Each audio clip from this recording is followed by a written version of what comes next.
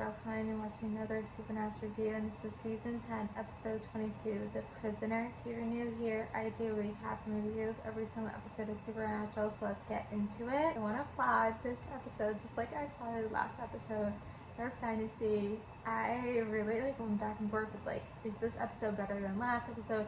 And I really was feeling like the last episode was maybe a little bit stronger. And then so I had it, I put it on the good list, because sometimes I do it in the middle when I'm watching an episode, I can kind of tell if it's gonna be a good list or bad list. So I kind of put it right below Dark Dynasty, but then when the episode ended, I was like, no, I need to put it above Dark Dynasty, which is the previous episode. I have to, I do feel like the previous episode had a little bit more momentum to it.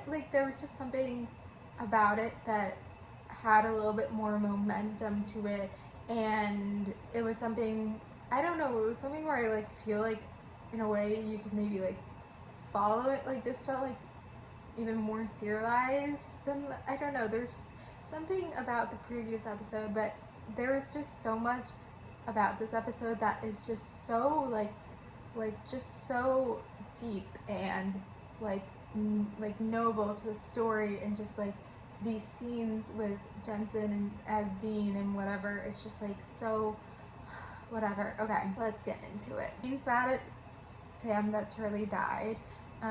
So then Sam has to break the news that Charlie dies to Rowena and Cass, and so then he's like, Rowena, we need to let's make a move on it, and she's like, I want my son dead. So then Sam goes after Crowley, which I do feel this is the weak part of the episode, and this is kind of towards beginning and middle. It's not actually really the end.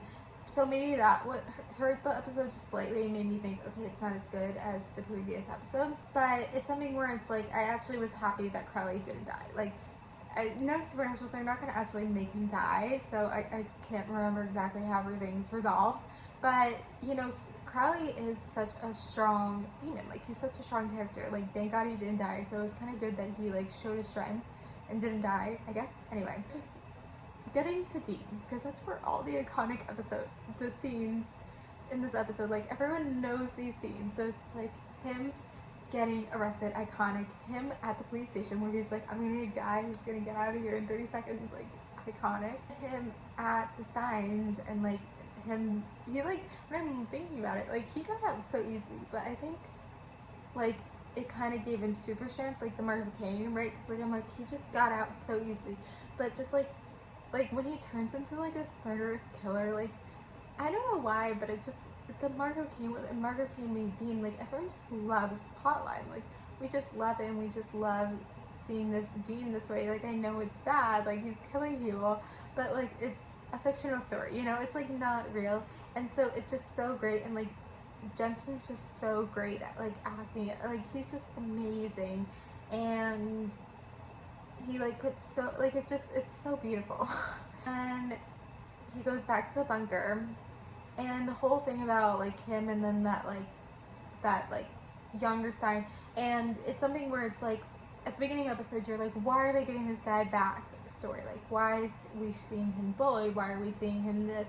And the reason they're trying to give us backstory is so when they know that Dean's gonna kill him, it's this whole thing where he really was just a normal guy trying to live his life, and this was his family, but he was not that, and he never did anything bad and stuff. And so they wanted to show it that way, and you know what, I think it's okay. I think it works better than Sam trying to kill Crowley. But I think it's good because it was just kind of in one episode. They didn't, even though we had the signs in previous episodes, we didn't see this guy in previous episodes and try to see the backstory, and them trying to spoil it up for a huge thing, because in the end it's not a huge thing. It was just this little thing, and then Dean still, Dean kills him, and they wanted to, show really Dean has changed, because Dean used to let these people go, and he's changed, and he kills them, and then Cass makes a note about that, and then the Cass and Dean fight. It's so iconic. It's so iconic. Everyone remembers this fight. Everyone remembers it, and then at the end he lets Cass go, and you're just wow, this is an episode. This episode was great. Yes, it's super serialized, but it's just so strong, and this is what I remember of the Mark of Cain being strong.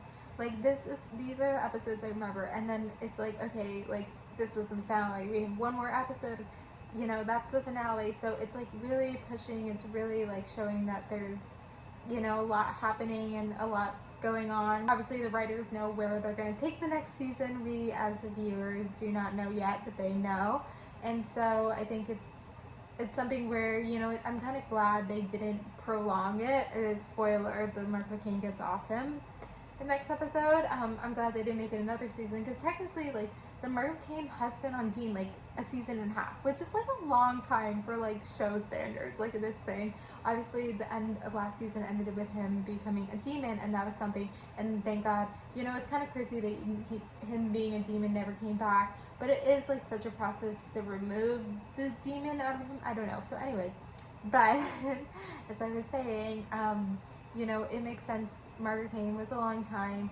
You know, it did have some weaknesses this year. I feel like the trying to get the Margaret Kane off was a weakness, but the Margaret Kane itself was strong, and so it's sometimes you can't win everything. Maybe that's what it is.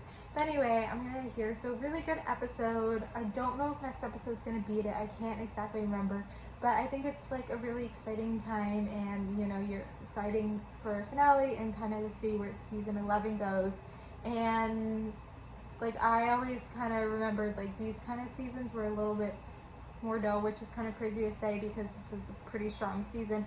But I remember season 12, 13 being really strong. I can't exactly remember season 11. I feel like it was kind of the same way as this season, but we're gonna see where we go. So I'm gonna end it here. So thank you guys for watching. Like, comment, subscribe, and bye.